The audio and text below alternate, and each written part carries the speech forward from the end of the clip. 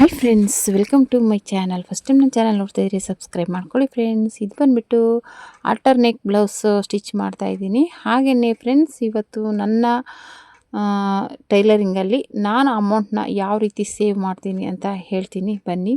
ಈ ಥರ ಕೆಲಸಗಳಲ್ಲಿ ಮಾಡಿಕೊಂಡು ಸುಮ್ಮನೆ ದುಂದು ವೆಚ್ಚ ಮಾಡಿ ವೇಸ್ಟ್ ಮಾಡ್ಕೊಳಕ್ಕೆ ಹೋಗ್ಬಾರ್ದು. ಅಮೌಂಟ್ನ ನಾವು ಕಷ್ಟಪಟ್ಟು ದುಡಿಯೋಕ್ಕೆ ತುಂಬಾ ಕಷ್ಟ ಇದೆ. ಅದನ್ನೇ ಖರ್ಚು ಮಾಡೋಕ್ಕೆ 1 ನಿಮಿಷ ಸಾಕು. ಇವಾಗ ಒಂದು ಬ್ಲೌಸ್ ಸ್ಟಿಚ್ ಮಾಡೋಕ್ಕೆ ಮಿನಿಮಮ್ 1 ಅವರ್ ಬೇಕು.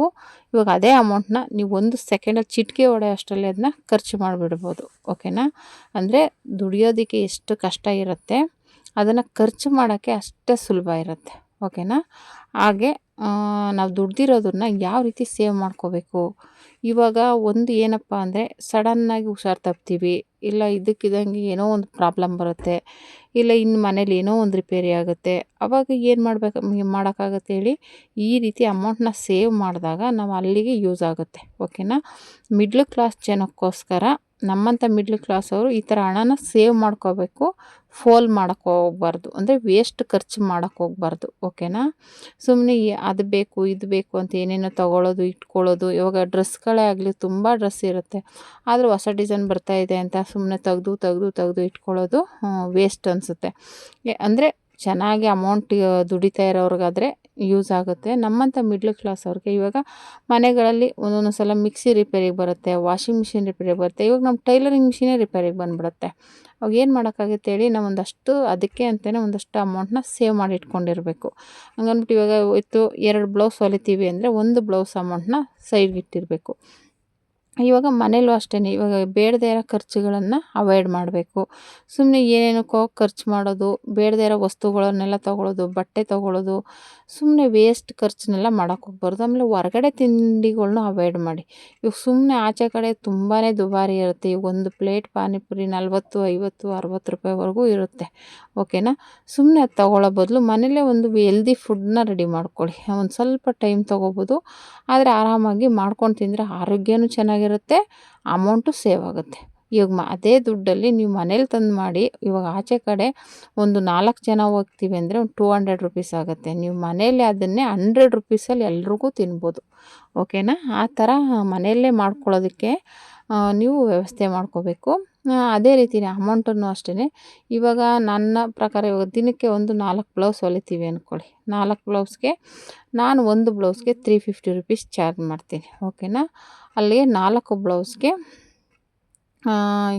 1400 ರೂಪಾಯಿ ಆಯಿತು. 1400 ರೂಪಾಯಲ್ಲಿ ನಮ್ಮದು ಲೈನಿಂಗು, ದಾರ, ಅದು ಇದು ಅಂತ ನಾನು 400 ರೂಪಾಯಿ ತೆಗೆದು ಬಿಡೋಣ. ಓಕೆನಾ? 1000 ರೂಪಾಯಿ ಇರುತ್ತೆ ಅಂದ್ಕೊಳ್ಳಿ. ಓಕೆನಾ? 1000 ರೂಪಾಯಲ್ಲಿ 800 ರೂಪಾಯಿ ಮನೆಗೆ, ನಿಮ್ಮ ಸಾಲಕ್ಕೆ, ಅದಕ್ಕೆ ಇದಕ್ಕೆ ಅಂತ ಖರ್ಚಾದ್ರೂ ಒಂದು 200 ರುಪೀಸ್ ಸೈಡ್ಗೆ ಎತ್ತಿಕ್ಬೇಕು. ಓಕೆನಾ? ಆ ರೀತಿ ಅಮೌಂಟ್ನ ಸೇವ್ ಮಾಡ್ಕೋಬೇಕು. ಇವಾಗ ಅದ್ರ ಜೊತೆಗೆ ಇನ್ನೂ ಒಂದು ಏನು ಬೆನಿಫಿಟಪ್ಪ ಅಂದರೆ, ಸಂಘಗಳಲ್ಲಿ ಸೇರ್ಕೊಳ್ಳಿ. ಸ್ತ್ರೀ ಶಕ್ತಿ ಸಂಘ, ಆ ಥರ ಸಂಘಗಳಲ್ಲಿ ಸೇರ್ಕೊಳ್ಳೋದ್ರಿಂದ ನಿಮ್ಗೆ ಏನಪ್ಪ ಬೆನಿಫಿಟ್ ಅಂದರೆ, ನೀವು ಅಮೌಂಟನ್ನು ಸೇವ್ ಆಗ್ತಾ ಹೋಗುತ್ತೆ ಅಲ್ಲೂ. ಇವಾಗ ನೀವು ಒಂದು 500 ರೂಪಾಯಿ ಕಟ್ತೀರ ಅಂದರೆ ಅಮೌಂಟ್ ಅದು ಅಲ್ಲಿ ಹಾಗೇ ಇರುತ್ತೆ. ಅದ್ರ ಜೊತೆಗೆ ನೀವು ಕಡಿಮೆ ಬಡ್ಡಿಗೆ ಸಾಲ ಸಿಗುತ್ತೆ ಅಲ್ಲಿ. ಓಕೆನಾ? ಸಾಲ ತೊಗೊಂಡು ಆಮೇಲೆ ಒಂದು ಏನಪ್ಪ ಅಂದರೆ, ಇವಾಗ ಬ್ಯಾಂಕ್ಗಳಲ್ಲಿ ಬೇರೆ ಕಡೆ ಆದರೆ ಇವಾಗ ಬಡ್ಡಿಗೆ ಅಮೌಂಟ್ ತೊಗೋತೀವಿ ಅಂದರೆ ಬರೀ ಅಸಲು ಹಾಗೇ ಇರುತ್ತೆ, ನಾವು ಬಡ್ಡಿ ಕಟ್ಕೊಂಡು ಹೋಗ್ತಾ ಇರಬೇಕು. ಲಾಸ್ಟಲ್ಲಿ ಅದು ಅಮೌಂಟ್ನ ಕೊಡೋದಕ್ಕೆ ತುಂಬಾ ಕಷ್ಟ ಆಗುತ್ತೆ. ನೀವು ಅದ್ರ ಬದಲು ಈ ಥರ ಸಂಘಗಳಲ್ಲಿ ತಗೊಳ್ಳೋದ್ರಿಂದ ಏನಾಗುತ್ತೆ, ಅಮೌಂಟು ನೀವು ಅಸಲು ಬಡ್ಡಿ ಎರಡೂ ಕಟ್ಕೊಂಡು ಹೋಗ್ತೀರ. ಓಕೆನಾ? ಆಮೇಲೆ 10 ತಿಂಗಳು ಅಷ್ಟೇ, 10 ತಿಂಗಳು 12 ತಿಂಗಳು ಆ ಸಂಘಗಳಲ್ಲಿ ಮಾತಾಡಿಕೊಂಡು ಮಾಡ್ಕೊಂಡಿರ್ತಾರೆ. ಆ ಥರ ಅದು ಕಮ್ಮಿ ಅಂದರೆ 10 ತಿಂಗಳು, ಇಲ್ಲ 12 ತಿಂಗಳು, 15 ತಿಂಗಳು, ಆ ಥರ ಇರುತ್ತೆ. ಹಾಗಾಗಿ ನಿಮಗೆ ಜಾಸ್ತಿ ಇದಾಗಲ್ಲ, ಹೊರೆ ಆಗಲ್ಲ. ಆಮೇಲೆ ಅಸಲು ಬಡ್ಡಿ ಎರಡೂ ಕಟ್ತೀರಾ, ಜಾಸ್ತಿ ಬಡ್ಡಿನೂ ಬೀಳಲ್ಲ, ಒಂಥರ ಫ್ರೀಯಾಗಿರುತ್ತೆ. ಓಕೆನಾ? ಅಮೌಂಟು ಸೇವ್ ಮಾಡೋದಕ್ಕೆ. ಇವಾಗ ಏನೋ ಒಂದು ತೊಗೋಬೇಕು ಅಂದರೆ ನೀವು ಈ ಥರ ಸಂಘಗಳಲ್ಲಿ ತೊಗೊಬಿಟ್ಟು ನೀವು ಅದನ್ನು ತೊಗೊಂಡು ತಿಂಗಳ ಕಟ್ಕೊಂಡು ಹೋದರೆ ನಿಮಗೆ ಘಾಸಿ ಅನಿಸಲ್ಲ. ಓಕೆನಾ?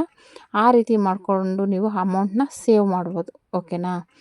ಇವಾಗ ನಾನು ಮಾಡೋದು ಹಾಗೇ, ನಾನು ಜಾಸ್ತಿ ಸಂಘಗಳಲ್ಲೇ ತೊಗೊಳ್ಳೋದು.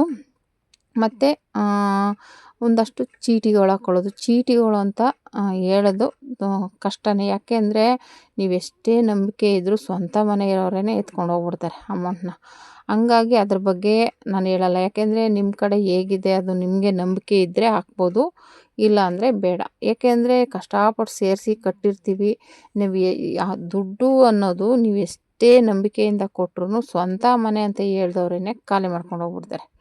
ಯಾಕೆಂದರೆ ನಮ್ಮನೆ ಹತ್ರನೇ ಒಬ್ಬರು ಆ ಥರ, ಅಂದರೆ ನಾನೇನು ಹಾಕಿರಲಿಲ್ಲ, ಬೇರೆಯವ್ರು ಹಾಕಿದ್ರು. ಅವರು ಅದೇ ರೀತಿ ಸ್ವಂತ ಮನೆಯವರೇ ಖಾಲಿ ಮಾಡಿಕೊಂಡು ಪರಾರಿ ಆದರು. ಅಂದರೆ ಅಷ್ಟು ಅಮೌಂಟನ್ನು ತಗೊಂಡೋಗ್ಬಿಟ್ರು. ಹಾಗಾಗಿ ನೋಡಿಕೊಂಡು ಹಾಕಿ, ಚೀಟಿ ಗೀಟಿ ಹಾಕೋದಾದರೆ ಸ್ವಲ್ಪ ತುಂಬ ಕಷ್ಟ ಇದೆ. ಅದಕ್ಕಿಂತ ಒಳ್ಳೆಯದು ಅಂದರೆ ಪೋಸ್ಟ್ ಆಫೀಸಲ್ಲಿ ಆರ್ ಡಿ ಕಟ್ಟಿ, ಇಲ್ಲ ಬ್ಯಾಂಕಲ್ಲಿ ಆರ್ ಡಿ ಕಟ್ಟಿ. ಅದು ಕಡಿಮೆ ಬಡ್ಡಿನೇ ಇರ್ಬೋದು, ನಿಮ್ಮ ಅಮೌಂಟ್ ಸೇವ್ ಇರುತ್ತೆ, ಆ ಅಮೌಂಟ್ಗೆ ಬಡ್ಡಿನೂ ಬರುತ್ತೆ, ಅಂದರೆ ಸ್ವಲ್ಪ ಕಡಿಮೆ ಬರುತ್ತೆ. ಓಕೆನಾ? ಅಂದರೆ ಸೇಫ್ಟಿ ಇರುತ್ತೆ, ಅಮೌಂಟು ನಿಮಗೆ ಬಂದೇ ಬರುತ್ತೆ. ಇವಾಗ 1 ವರ್ಷಕ್ಕೆ 2 ವರ್ಷಕ್ಕೆ ಫಿಕ್ಸೆಡ್ ಮಾಡಿ ತಿಂಗಳಿಗೆ ಇಷ್ಟಿಷ್ಟು ಅಂತ ಕಟ್ಕೊಂಡೋಗಿ. ಓಕೆನಾ? ಆ ರೀತಿ ಮಾಡ್ಬೋದು. ನಾನು ಆರ್ ಡಿ ಅವಾಗವಾಗ ಕಟ್ತಾಯಿರ್ತೀನಿ. ಇವಾಗ ಸ್ವಲ್ಪ ಸ್ಟಾಪ್ ಮಾಡಿದ್ದೀನಿ. 1,000 ಕಟ್ಬೋದು, 500 ರೂಪಾಯಿ ಕಟ್ಬೋದು, 100 ರೂಪಾಯಿಂದನೂ ಕಟ್ಬೋದು. ನಿಮ್ಮ ಕೈಲಿ ಎಷ್ಟು ಬಜೆಟ್ ಆಗುತ್ತೆ, ತಿಂಗಳಿಗೆ ಎಷ್ಟು ಉಳಿತಾಯ ಮಾಡೋಕ್ಕಾಗುತ್ತೆ ಅಷ್ಟು 1,000ನೋ 2,000ನೋ 3,000ನೋ ಅದನ್ನ ಸೇವ್ ಮಾಡಿ ಹಾಕ್ತಾ ಬನ್ನಿ. 1 ವರ್ಷಕ್ಕೆ 2 ವರ್ಷಕ್ಕೆ ಅದಕ್ಕೆ ಸ್ವಲ್ಪ ಅಮೌಂಟ್ಗೆ ಬಡ್ಡಿ ಸೇರಿಸ್ಕೊಡ್ತಾರೆ. ಓಕೆನಾ? ಈ ರೀತಿಯೂ ನೀವು ಅಮೌಂಟನ್ನ ಸೇವ್ ಮಾಡ್ಕೋಬೋದು.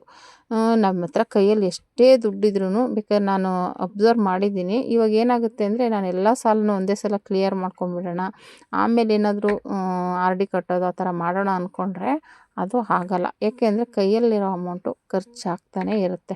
ಎಲ್ಲಿ ಖರ್ಚಾಗುತ್ತೆ, ಎಲ್ಲಿ ಹೋಗುತ್ತೆ ಅನ್ನೋದೇ ಗೊತ್ತಾಗಲ್ಲ. ಅದರಿಂದ ನೀವು ತಿಂಗಳಿಗೆ ನಿಮ್ಮ ಹತ್ರ ಬಂದ ತಕ್ಷಣವೇ ಇದಕ್ಕೆ ಅಂತಲೇ ಸೈಡ್ಗಿಟ್ಬಿಡಿ.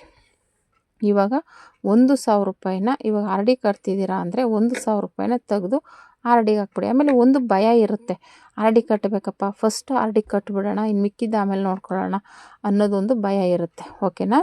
ಹಂಗಾಗಿ ನಾವು ಇವಾಗಿಲ್ಲ ಆಮೇಲೆ ಕಟ್ಟೋಣ ಅಂತ ಹೋದರೆ ಅದು ಒಂಥರ ಸೋಂಬೇರಿತನ. ಅಯ್ಯೋ ಬಿಡು, ಕಟ್ತಾ ಇದ್ರೆ ಇರೋದು ಖರ್ಚು ಏನೋ ಆಗುತ್ತೆ ಬಿಡು, ಅದಕ್ಕಾಗುತ್ತೆ ಇದಕ್ಕಾಗುತ್ತೆ, ಹಂಗೆ ಖರ್ಚಾಗ್ಬಿಡುತ್ತೆ. ನೀವು ಆ ಥರ ಒಂದು ಅಮೌಂಟನ್ನ ಸೇವ್ ಮಾಡ್ತಾ ಬನ್ನಿ, ತುಂಬಾ ಬೆನಿಫಿಟ್ ಇದೆ. ಓಕೆನಾ? ಅದೇ ಅಮೌಂಟಿಂದ ನೀವು ಒಂದು ಒಡವೆ ತೊಗೋಬೋದು, ಒಂದು ಏನಾದರೂ ತೊಗೋಬೋದು, ಇಲ್ಲ ಮಕ್ಕಳ ಹೆಸ್ರಿಗೆ ಫಿಕ್ಸೆಟ್ ಮಾಡ್ಬೋದು. ಹೆಣ್ಮಕ್ಳಿದ್ರೆ ಒಂದೊಂದು ಒಡವೆ ತೆಗೆದಿಟ್ಕೋಬೋದು. ನಮ್ಮಂಥ ಮಿಡ್ಲ್ ಕ್ಲಾಸ್ ಅವರು ಈಗ ಇರೋ ರೇಟ್ಗಂತೂ ತೊಗೊಳ್ಳೋದೇ ತುಂಬ ಕಷ್ಟ ಇದೆ. ಈ ಥರ ಅಮೌಂಟನ್ನ ನೀವು ಸೇವ್ ಮಾಡಿ ಕಟ್ಬೋದು. ಆಮೇಲೆ ಇನ್ನೂ ಒಂದಿದೆ, ಚಿನ್ನದ ಅಂಗಡಿಯಲ್ಲೇ ಮಾಡುವಂಥದ್ದಿದೆ. ಎಲ್ಲ ಚಿನ್ನದ ಅಂಗಡಿಯಲ್ಲೂ ಇದೆ, ಅದು ನೀವು ಕೇಳಿಕೊಂಡು ಕಟ್ಟಬೇಕಾಗುತ್ತೆ, ವಿಚಾರಿಸ್ಕೊಂಡು. ಅಲ್ಲಿ ಹೇಗಪ್ಪ ನೀವು ಚಿನ್ನನ ತೊಗೋಬೋದು ಅಂದರೆ, ಇವಾಗ ನೀವು ನಿಮ್ಮ ಹತ್ರ ಒಂದು 5,000 ರೂಪಾಯಿ ತಿಂಗಳಿಗೆ ಉಳಿತಾಯ ಮಾಡ್ತೀರಾ ಅಂದರೆ, ನೀವು 5,000 ರೂಪಾಯಿನ ಅವ್ರಿಗೆ ಕೊಟ್ಟರೆ 5,000 ರೂಪಾಯಿಗೆ ಎಷ್ಟು ಚಿನ್ನ ಬರುತ್ತೆ ಅಷ್ಟನ್ನ ಅವರು ಅಲ್ಲಿ ಬರ್ಕೋತಾರೆ ಒಂದು ಬುಕ್ಕಲ್ಲಿ. ನೀವು ಹಾಗೇನೆ 1 ವರ್ಷ ಕಟ್ಟಿದ್ರೆ ನೀವು ಎಷ್ಟು ಅಮೌಂಟ್ ಕಟ್ಟಿರ್ತೀರ ಅಷ್ಟಕ್ಕೆ ಎಷ್ಟು ಚಿನ್ನ ಆಗಿರುತ್ತೆ ಅಷ್ಟಕ್ಕೆ ನೀವು ಬೇಕಾದರೆ ಎಕ್ಸ್ಟ್ರಾ ದುಡ್ಡು ಹಾಕಿ ಏನಾದರೂ ಒಂದು ಒಡವೆ ತೊಗೋಬೋದು. ಅದೊಂದು ತುಂಬ ಚೆನ್ನಾಗಿದೆ, ನಮ್ಮಂಥ ಮಿಡ್ಲ್ ಕ್ಲಾಸವ್ರಿಗೆ ತುಂಬಾ ಹೆಲ್ಪ್ ಆಗುತ್ತೆ. ಅದಕ್ಕೆ ಸ್ವಲ್ಪ ಬಡ್ಡಿನೂ ಸೇರಿಸ್ಕೊಡ್ತಾರೆ ಲಾಸ್ಟಲ್ಲಿ, ಸ್ವಲ್ಪ ಜಾಸ್ತಿ ಕೊಡೋಲ್ಲ, ಸ್ವಲ್ಪ ಕೊಡ್ತಾರೆ. ಓಕೆನಾ? ಅಂದರೆ 1 ತಿಂಗಳದ್ದು ಸೇರಿಸ್ಕೊಡ್ತಾರೆ ಅನ್ಕೋತೀನಿ. ಹಾಗಾಗಿ ಅಂದರೆ ಅದನ್ನು ನೀವು ಚಿನ್ನದ ಅಂಗಡಿಯಲ್ಲಿ ಕೇಳಿ ವಿಚಾರಿಸಿ ಮಾಡಿ ತೊಗೋಬೇಕಾಗತ್ತೆ. ಅದನ್ನು ತುಂಬ ಯೂಸ್ಫುಲ್ಲಾಗಿದೆ, ಮಾಡ್ಬೋದು. ಓಕೆನಾ? ಚಿನ್ನದ ಅಂಗಡಿಯಲ್ಲಿ ಈ ಥರ ನಾವು ತಿಂಗಳ ಕಟ್ಟಬೇಕು ಅಂತ ಇದ್ದೀವಿ ಅಂತ ಕೇಳಿದ್ರೆ ಅದನ್ನು ಮಾಡಿಕೊಡ್ತಾರೆ. ಓಕೆನಾ? ಆ ಥರ ನೀವು ತಿಂಗಳಿಗೆ ಒಂದು 5,000ನೋ 10,000ನೋ ಅದು ಹಾಕ್ಬಿಟ್ರೆ ಅಷ್ಟಕ್ಕೆ ಗೋಲ್ಡ್ನ ಅವತ್ತಿನ ರೇಟ್ ಏನಿರುತ್ತೆ ಅಷ್ಟಕ್ಕೆ ಅದನ್ನು ನಿಮ್ಮದು ಅಂತ ಸೈಡ್ಗೆ ಇಟ್ಬಿಡ್ತಾರೆ. ಓಕೆನಾ? ಅದನ್ನು ನೀವು 1 ವರ್ಷಕ್ಕೆ ಎಷ್ಟು ಕಟ್ಟಿರ್ತೀರ ಅಷ್ಟು ಅಮೌಂಟ್ಗೆ ಎಷ್ಟು ಚಿನ್ನ ಬರುತ್ತೆ ಅಷ್ಟನ್ನು ಅವರು ತೆಗೆದು ನಿಮಗೆ ಕೊಡ್ತಾರೆ. ಓಕೆನಾ? ಅದನ್ನು ನೀವು 1 ವರ್ಷ ಆದಮೇಲೆ ಇದಕ್ಕೆ ಇನ್ನೂ ಸ್ವಲ್ಪ ಅಮೌಂಟ್ ಹಾಕಿ ಇನ್ನೂ ಒಂದು ಒಡವೆನೇ ತೊಗೋಬೋದು. ಈ ಥರನೂ ನೀವು ಚಿನ್ನ ತೊಗೋಬೋದು, ಸೇವ್ ಮಾಡ್ಕೋಬೋದು. ಓಕೆನಾ? ನಮ್ಮಂಥ ಮಿಡ್ಲ್ ಕ್ಲಾಸವ್ರು ಈ ಥರ ಸಣ್ಣದಾಗಿರೋದ್ರಲ್ಲೇ ನಾವು ಸೇರಿ ಮಾಡ್ಕೋಬೇಕಾಗತ್ತೆ. ದೊಡ್ಡದಾಗಿ ಮಾಡೋಕ್ಕೋದ್ರೆ ಕಷ್ಟ ಆಗುತ್ತೆ. ಓಕೆನಾ? ಯಾಕೆಂದರೆ ಮನೆಗಳಲ್ಲೂ ನೋಡ್ಕೋಬೇಕು, ಮನೆ ಪ್ರಾಬ್ಲಮ್ನೂ ಸೇವ್ ಮಾಡ್ಕೋಬೇಕು. ಹಂಗಾಗಿ ಈ ಥರದನ್ನು ನೀವು ಯೂಸ್ ಮಾಡ್ಕೋಬೋದು. ನೋಡಿ, ನಾನು ಹೇಳ್ದಂಗೆ ಬ್ಯಾಂಕಲ್ಲಿ ಆರ್ ಡಿ ಕಟ್ಬೋದು, ಇಲ್ಲ ಪೋಸ್ಟ್ ಆಫೀಸಲ್ಲಿ ಆರ್ ಡಿ ಕಟ್ಬೋದು. ಚೀಟಿಗಂತೂ ನಾನು ಗ್ಯಾರಂಟಿ ಕೊಡೋಲ್ಲ. ಏನಕ್ಕಂದರೆ ಚೀಟಿದು ಯಾರೇ ಹಾಕಿದ್ರೂ ಎಷ್ಟೇ ನಂಬಿಕೆ ಇಟ್ಟರು ಅದು ಎತ್ಕೊಂಡು ಹೋಗ್ಬಿಟ್ರೆ ಆಮೇಲೆ ಏನೂ ಮಾಡೋಕ್ಕಾಗಲ್ಲ. ನೀವು ಹಾಕ್ಬಿಟ್ಟು ಅಮೌಂಟನ್ನ ತೊಗೊಂಬಿಟ್ಟಿದ್ರೆ ಏನೂ ತೊಂದರೆ ಇರೋಲ್ಲ, ನಿಮಗೆ ಲಾಭ ಅದು. ಅಕಸ್ಮಾತ್ ನೀವು ಲಾಸ್ಟಿಗೆ ತೊಗೊಳ್ಳೋಣ ಅಂತ ಏನಾದ್ರು ಬಿಟ್ಟಿದ್ರೆ ಅಕಸ್ಮಾತ್ ಅವ್ರು ಎತ್ಕೊಂಡು ಹೋದರೆ ಏನೂ ಮಾಡೋಕ್ಕಾಗಲ್ಲ, ತುಂಬಾ ಕಷ್ಟ ಆಗಿಬಿಡುತ್ತೆ. ಹಂಗಾಗಿ ನೋಡಿ ಮಾಡಿ, ಅದನ್ನಂತೂ ನಾನು ಗ್ಯಾರಂಟಿ ಕೊಡಲ್ಲ. ಇದನ್ನು ಮಾಡಿ, ಇವಾಗ ಚಿನ್ನದ ಅಂಗಡಿಯಲ್ಲಿ ಹಾಕ್ಬೋದು, ನಾನು ಹೇಳ್ದಂಗೆ ಅದು ಚೀಟಿ ಥರನೇ ನಿಮ್ಮ ಕೈಲಾದಷ್ಟು 5,000ನೋ 10,000ನೋ ಎಷ್ಟಾಗುತ್ತೆ ಅಷ್ಟು ನೀವು ಇಷ್ಟಿಷ್ಟು ಕಟ್ತೀನಿ ಅಂತ ಹೇಳಿದ್ರೆ ಅವ್ರಿಗೆ ಹಾಕಿದ್ರೆ ಅವರು ಅಷ್ಟಕ್ಕೆ ಏನು ಚಿನ್ನ ಯಾವತ್ತಿನ ರೇಟ್ ಇರುತ್ತೆ ಅಷ್ಟು ಚಿನ್ನದ್ದು ನಿಮಗೆ ಸಿಗುತ್ತೆ. ಓಕೆನಾ. ಹಂಗಾಗಿ ಅದನ್ನು ನೀವು ಒಂದು ಯೂಸ್ ಮಾಡ್ಕೋಬೋದು. ನಾನು ಹೇಳ್ದಂಗೆ ಆರ್ ಡಿ ಕಟ್ಬೋದು, ಬ್ಯಾಂಕಲ್ಲಿ ಆರ್ ಡಿ ಕಟ್ಬೋದು, ಪೋಸ್ಟ್ ಆಫೀಸಲ್ಲಿ ಕಟ್ಬೋದು. ಈ ಥರ ಎಲ್ಲ ಮಾಡಿಕೊಂಡ್ರೆ ಹಣನ ಸೇವ್ ಮಾಡ್ಬೋದು. ಓಕೆನಾ. ಇದು ತುಂಬಾ ಯೂಸ್ಫುಲ್ ಆಗಿರುವಂಥ ಇದು. ಆಮೇಲೆ ಅದೇ ಹೇಳ್ದಂಗೆ ಹಣನ ದುಂದು ವೆಚ್ಚ ಮಾಡ್ಕೋಬೇಡಿ. ಸುಮ್ಮನೆ ಬೇಡದೇ ಇರೋ ಖರ್ಚುಗಳನ್ನ ವೇಸ್ಟಾಗಿ ಖರ್ಚು ಮಾಡಬೇಡಿ. ಅಮೌಂಟ್ನ ನಾನು ಹೇಳ್ದಂಗೆ ದುಡಿಯೋದು ತುಂಬಾ ಕಷ್ಟ ಇದೆ. ಅದನ್ನು ಸೇವ್ ಮಾಡಬೇಕು. ಖರ್ಚು ಮಾಡೋಕ್ಕೆ ಒಂದೇ ಒಂದು ಸೆಕೆಂಡ್ ಸಾಕು ಅಲ್ವಾ. ಹಾಗಾಗಿ ಇವಾಗ ನಮಗೆ ಒಂದು ಹುಷಾರು ತಪ್ಪಿತು, ಆವಾಗ ಹಾಸ್ಪಿಟ್ಲಿಗೆ ಖರ್ಚಿರುತ್ತೆ, ಇಲ್ಲ ಇನ್ನೇನೋ ಒಂದು ಖರ್ಚಿರುತ್ತೆ, ಇಲ್ಲ ಮನೇಲಿ ಏನೋ ಒಂದು ರಿಪೇರಿ ಆಗುತ್ತೆ. ಹಾಗಾಗಿ ತುಂಬಾ ಖರ್ಚುಗಳಿರುತ್ತೆ. ಓಕೆನಾ. ಅದಕ್ಕೆ ಅಂತಲೇ ಒಂದು ಸೇವ್ ಮಾಡಿ ಇವಾಗ ಮನೆಗೆ ಏನಾದರೂ ರಿಪೇರಿ ಆದರೆ ಅದಕ್ಕೆ ಅಂತಲೇ ಒಂದು 500 ರೂಪಾಯಿನೋ 1000 ರೂಪಾಯಿನೋ ಸೈಡ್ಗೆ ಇಟ್ಬಿಡಿ. ಓಕೆನಾ. ಅವಾಗೇನಾಗುತ್ತೆ ಅದಕ್ಕೋಸ್ಕರನೇ ಅಂತಲೇ ಇರುತ್ತೆ. ಮನೇಲೇ ಆಗಲಿ, ಇವಾಗ ನಿಮ್ಮ ಟೈಲರಿಂಗ್ ಮಿಷಿನೇ ಆಗಲಿ, ಏನೇ ರಿಪೇರಿ ಆದ್ರೂ ನೀವು ಯೂಸ್ ಮಾಡ್ಕೋಬೋದು. ಓಕೆನಾ. ನಾನು ಹೇಳ್ದಾಗೆ ಅಮೌಂಟ್ನ ಸೇವ್ ಮಾಡೋಕ್ಕೆ ಟ್ರೈ ಮಾಡಿ ಫ್ರೆಂಡ್ಸ್. ಹೆಣ್ಮಕ್ಳು ಎಷ್ಟೇ ಇದ್ರೂ ಖರ್ಚು ಮಾಡಿ ವೇಸ್ಟ್ ಮಾಡ್ಕೊಳಕ್ಕೆ ಹೋಗಬೇಡಿ. ಈ ರೀತಿ ಅಮೌಂಟ್ನ ಸೇವ್ ಮಾಡಿ. ಓಕೆನಾ. ನಾನು ತುಂಬಾ ನನಗೆ ತಿಳಿದಿರೋ ಮಟ್ಟಿಗೆ ಅಂದರೆ ನಾನು ಮಾಡ್ತಾ ಇರೋವಂಥದ್ದನ್ನೇ ನಿಮ್ಗೆ ಹೇಳ್ತಾ ಇರೋದು. ಹಂಗಾಗಿ ನಾನು ಹೇಳ್ದಾಗೆ ಬ್ಯಾಂಕಲ್ಲಿ ಆರ್ ಡಿನಾದರೂ ಮಾಡಿಸಿ, ಇಲ್ಲ ಪೋಸ್ಟ್ ಆಫೀಸಲ್ಲಾದರೂ ಮಾಡಿಸಿ, ತಿಂಗಳು ಅದಕ್ಕೆ ಅಂತಲೇ ನಿಮಗೆ ಒಂದಷ್ಟು ಅಮೌಂಟ್ನ ಸೈಡ್ಗೆ ಇಟ್ಬಿಡ್ಬೇಕು ಅಂತ ಮನ್ಸಿಗೆ ಬರುತ್ತೆ. ಆವಾಗ ನೀವು ಅದಕ್ಕೆ ಇಟ್ಬಿಟ್ಟಿರ್ತೀರ. ಇಲ್ಲ ಇನ್ನೂ ನಾವು ಚೆನ್ನಾಗಿ ಒಂದು ಸ್ವಲ್ಪ ಚಿನ್ನದ ಅಂಗಡಿಲೇ ಹಾಕ್ತೀವಿ ಅಂದರೆ 5,000 10,000ದವರೆಗೂ ಹಾಕ್ಬೋದು. ಓಕೆನಾ. ಅದು ಒಂದು ಇದೆ.